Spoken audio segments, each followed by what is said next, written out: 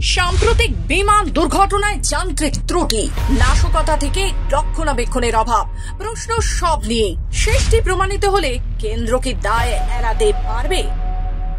Air ইন্ডিয়ার Boeing 7878 Dreamliner উড়ানটি কেন দুর্ঘটনায় পড়ল তা এখনো স্পষ্ট নয়। পাওয়া গেছে ব্ল্যাক বক্স।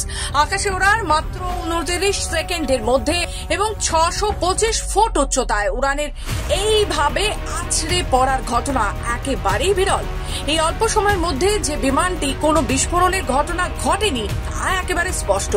দুটি ইঞ্জিন বিকল হয়ে এই দুর্ঘটনা। প্রাথমিকভাবে নিশ্চিত বিশেষজ্ঞরা, বিমানের ব্ল্যাক বক্স উদ্ধার হয়েছে, সেখানকার তথ্য উদ্ধার করে হয়তো দুর্ঘটনার প্রকৃত কারণ জানা যাবে। বিমানটির দুটি ইঞ্জিন একসঙ্গে কেন বিকল হলো তার সম্ভাব্য কারণগুলো নিয়ে কাটাছেঁড়া চলছে।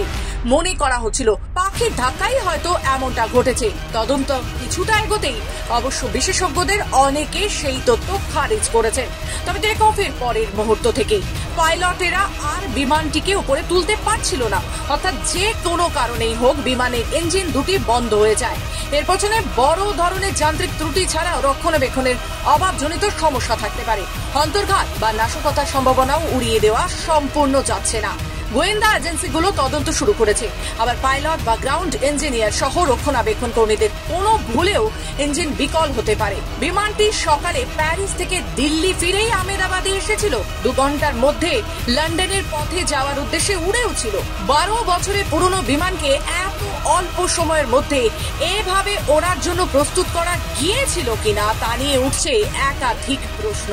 এক যাত্রীর কাছ থেকে জানা যায়, দুর্ঘটনার কিছুক্ষণ আগে তিনি ওই বিমানেই দিল্লি থেকে আহমেদাবাদ আসেন। পথে তিনি উড়ানটিতে একাধিক ত্রুটি লক্ষ্য করেছিলেন। ফলে রক্ষণাবেক্ষণের অভাবের বিষয়টি উড়িয়ে দেওয়া একেবারে যাচ্ছে না। জ্বালানি সরবরাহ বন্ধ হয়ে গিয়ে ইঞ্জিন দুটি বিকল হওয়ার সম্ভাবনা তো থেকেই যায়।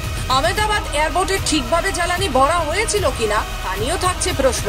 বিমানটি পরীক্ষা নিরীক্ষার পর ফিট সার্টিফিকেট আদৌ পেয়েছিল কিনা ধোঁয়াশা তা নিয়েও। রক্ষণাবেক্ষণের ত্রুটিতে এই দুর্ঘটনা ঘটে থাকলে সরকারের দায় এড়ানো অসম্ভব। পরিসংখ্যান বলছে, ড্রিম লাইনার চালু হওয়ার পর এসব উড়ানে পৃথিবী জুড়ে মোট 304 বার নানান যান্ত্রিক ত্রুটি দেখা গিয়েছে। সাম্প্রতিক বিমান দুর্ঘটনায় যান্ত্রিক ত্রুটি, নাশকতা থেকে রক্ষণাবেক্ষণের অভাব সব নিয়েই থেকে যাচ্ছে প্রশ্ন। কিন্তু শেষটি প্রমাণিত হলে কেন্দ্র কি দায় এড়াতে পারে? ব্যুরো রিপোর্ট, খবর বাংলা।